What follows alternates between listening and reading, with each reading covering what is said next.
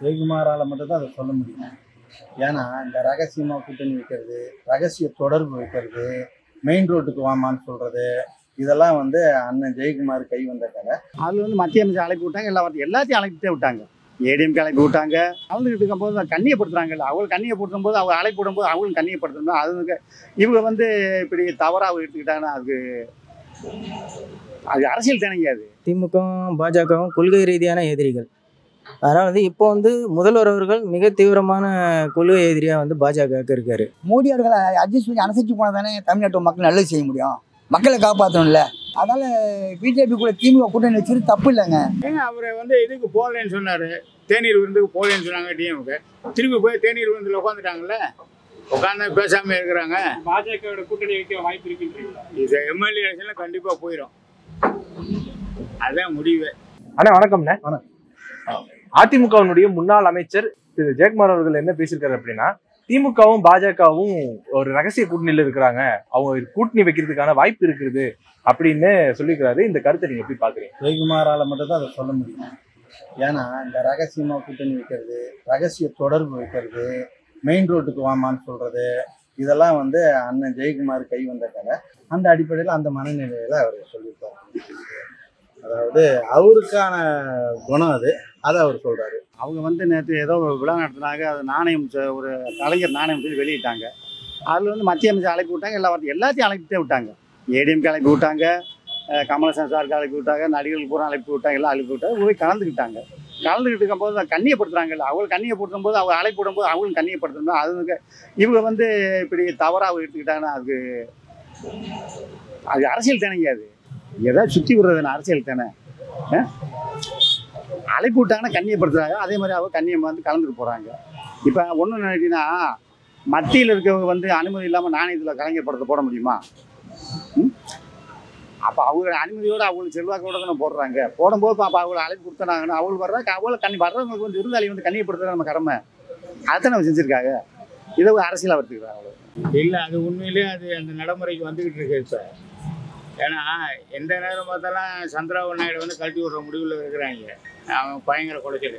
திமுகவுக்கு இப்போ அவங்க தேவை. இவங்களுடைய பிரச்சனையை சால்வ் பண்ணால் திமுக கண்டிப்பாக கூட்டணி போனாலும் ஆட்சி அமைப்புறதுக்கு இல்லை. யாரும் ஒன்றும் செய்ய போகிறதில்ல. இதுக்கு முன்னெல்லாம் வந்து காங்கிரஸும் திமுகவும் தான் கூட்டணி வச்சு நடந்துட்டு வருது.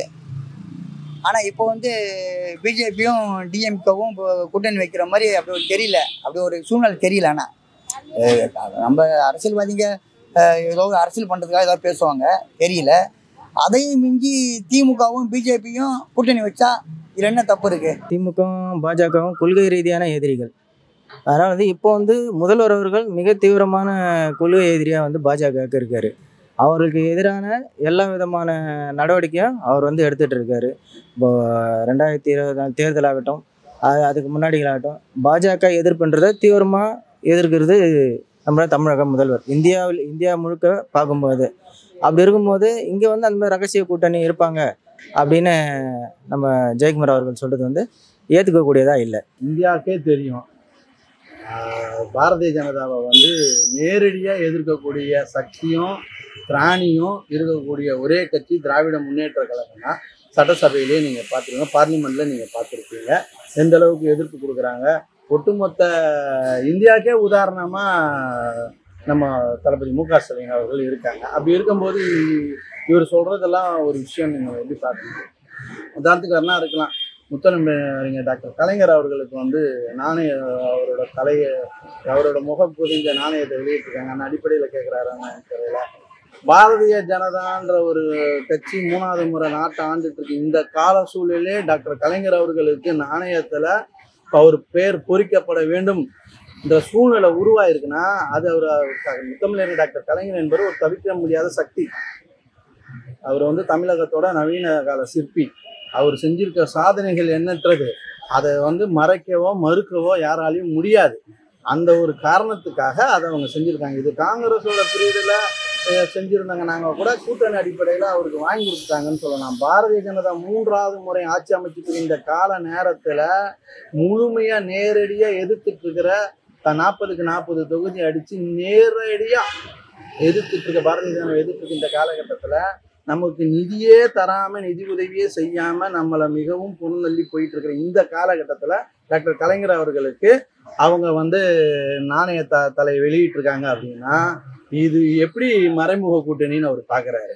அவரோட காழ்ப்புணர்ச்சி இதுல காட்டுது. இருக்கலாம். நேற்று நாணயம் வெளியிடும் போது கூட பேசுனது ஜெயக்குமார் அவர்கள் சொல்லியிருக்காரு. ஏன்னா அவரை வந்து இதுக்கு போகலன்னு சொன்னாரு, தேநீர் விருந்துக்கு போகலன்னு சொன்னாங்க டிஎம்க்கு. திருப்பி போய் தேநீர் விருந்தில் உட்காந்துட்டாங்கல்ல, உட்காந்து பேசாம இருக்கிறாங்க. பாஜகவோட கூட்டணி வைக்க வாய்ப்பு இருக்குன்றீங்களா? இது எம்எல்ஏ எலெக்ஷன்ல கண்டிப்பா போயிடும், அதுதான் முடிவு. நம்ம ஓட்டு போட்டுட்டோம், 40 தொகுதி ஜெயிச்சிட்டோம், ஓட்டு போட்டோம். ஒன்றிய அரசாங்கத்துக்கு வந்து பிரதமராக இருக்காரு ஐயா மோடி அவர்கள். இப்படி இருக்கும்போது மோடி அவர்களை அட்ஜஸ்ட் பண்ணி அனுசரித்து போனால் தானே தமிழ்நாட்டு மக்கள் நல்லது செய்ய முடியும். மக்களை காப்பாற்றணும்ல. மக்கள்ங்கிறது தளபதி ஸ்டாலின் அவர்களுக்கு குழந்தை மாதிரி தானே, தாய் மாதிரி தானே. ஒரு தாயின்னா தந்தை வந்து ஐயா மோடி அவர்கள். தந்தையை வந்து தாய் அனுசரித்தா தானே மக்களை புள்ளிகளை காப்பாற்ற முடியும். தப்பா ரைட்டா? அதனால பிஜேபி கூட திமுக கூட்டணி வச்சுட்டு தப்பு இல்லைங்க. இப்போ திமுகவும் பாஜகவும் கூட்டணி வைக்கிறதுக்கு வாய்ப்பு இருக்கிறதா? வாய்ப்புகள் இல்லை, தேவையும் இல்லை. வாய்ப்புகளும் இல்லை, அதுக்கான தேவையும் இல்லை. எதுக்கு இருக்கணும்? அவங்களோட சித்தாந்தத்தை எதிர்க்கிறதுக்கு தான் இவர் தளபதி ஸ்டாலின் இருக்காரு. அப்புறம் எப்படி அவங்கள எந்த விதத்திலையும் அவங்க திருத்திக்கலையே, சரி செஞ்சுக்கலையே. அவங்களுக்கு சரியான எதிரி இந்த பாரதிய ஜனதா தமிழகத்துக்கு வராம இருக்கிறதுக்கு சரியான எதிர்ப்பு கொடுத்துருக்குறாங்க. அந்த அடிப்படையில தான் செயல்பட்டு இருக்காங்க. அப்புறம் எப்படி கூட்டணி வைப்பாங்க? சரியா வராதுல்ல. அது சரியா வராதும் இல்லை, தேவையும் இல்லை. அது நமக்கு தேவையில்லாது. இப்ப சில பேர் ஒரு கருத்து வைக்கிறாங்க, என்னன்னா பாஜகவும் திமுகவும் ஒண்ணு செஞ்சுன்னா இப்போ மத்தியில பாஜக இருக்குது, அதனால பாஜக ஏதாவது நல்லது செய்யறதுக்கு வாய்ப்பு இருக்குது அப்படிங்கிற மாதிரி. ஏன் அவருக்கு ஓட்டு போட்ட மக்கள் இருக்காங்க இல்லையா, இந்தியாவை 3வது முறை ஆளை கொடுத்துருக்காங்க இல்லையா, அவர் கடமையை அவர் செஞ்சுதானே ஆகணும். கையெடுத்து தான் கை கும்பிட்டு தான் கேட்கணுன்றது இல்லை, சட்டம் இருக்கு. சட்டப்பிரகாரம் கேட்பாங்க, முறையா கேட்பாங்க, இல்லைன்னா நீதிமன்றத்தை அணுகுவாங்க. அந்த திராணி சக்தி நமக்கு இருக்கு. 40 தொகுதி 40 MP இருக்காங்க, மேல் சபை இருக்காங்க. எதுக்கு மக்கள் இவங்கெல்லாம் அனுப்பியிருக்காங்க? இவர்கிட்ட கூட்டணி வச்சுதான் இதை கேட்கணுன்ற அவசியம் இல்லையே. கோபாலபுரத்தில் வீடு கட்டணும், அதுக்கு கொஞ்சம் நிதி கொடுன்னு கேட்கலையே. நாட்டு மக்களுக்கான நிதியை தானே கேட்குறாங்க. நாட்டோட மேன்மைக்காக சென்ட்ரல் கவர்மெண்ட்ல நம்ம வரி கொடுக்குறோம், ஜிஎஸ்டி வரி கொடுக்குறோம். அந்த ஜிஎஸ்டி வரிக்கான நிதியை தான் கேட்குறாங்க. தமிழகத்துக்கு ஒதுக்க வேண்டிய நிதியை தான் கேட்குறாங்க. இதுக்கு கூட்டணி வச்சு தான் கேட்கணுன்ற அவசியம் இல்லையே, தேவை இல்லையே.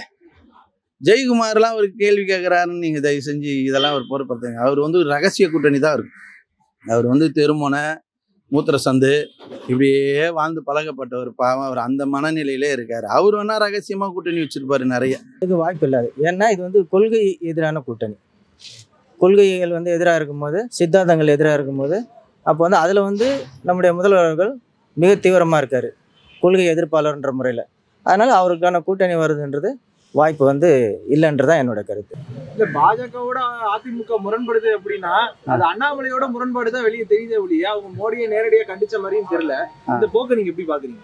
இல்லை, இவங்க அதெல்லாம் திமுக பொறுத்தளவில் எல்லாமே வந்து அமைச்சர்கள் எல்லாமே வந்து கட்சியில் இருக்கிறலாம் அண்ணாமலை கண்டிச்சுக்கிட்டே இருக்காங்க. இவங்கள மாதிரிலாம் இல்லை யாரு. இவங்க இப்போ தானே வந்து எதிர்ப்பு தெரிவிக்கிறாங்க. இதுக்கு முன்னாடி ஒன்றா தானே இருந்தாங்க, 2 பேரும் ஒன்றா தானே இருந்தாங்க. என்ன இருந்தாலும் கேட்டுக்கிட்டே இருந்தாங்க. இவங்க ஆரம்பத்தில் எதிர்ப்பு தெரிவித்து தானே இருக்காங்க. திமுகவில் அமைச்சர்கள் இருக்காங்க, கட்சியில் இருக்க பேச்சாளர்கள் தெரிவித்து தானே இருக்காங்க. அண்ணாமலைக்கு யார் விட்டு ஒரு வார்த்தை சொன்னால் எல்லாம் 10 பேர் பேசுகிறாங்களே திமுகவில், எதிர்ப்பு தானே தெரிவிக்கிறாங்க.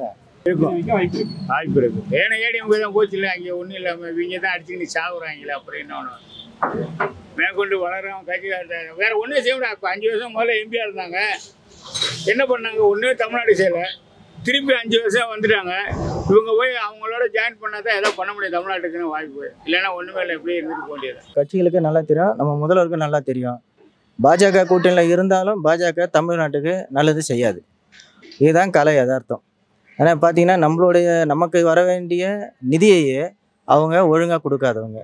அப்போ கூட்டணி சேர்ந்தால் மட்டும் கொடுத்துருவாங்களான்னா அதுக்கும் சாத்தியம் கிடையாது. அதுவும் ரொம்ப கம்மியாக தான், ரொம்ப நம்மளை வந்து ஏமாத்துற அளவு தான் நம்மளை வந்து பேசி அவங்க ஏமாற்றி தருவாங்க. அதுலேயும் வந்து ரொம்ப சொற்பமாக தான் தருவாங்க என்னோட கருத்து. ஆனால் அது வந்து வாய்ப்பு இல்லைன்றது தான் என்னுடைய கருத்து. ஒரு 60% வாய்ப்பு இருக்கிறதா எனக்கு தெரியுதுங்க. எனக்கு இன்னும் ஆதாரபூர்வமாக செய்தி ஒன்றும் வெளியே வரல.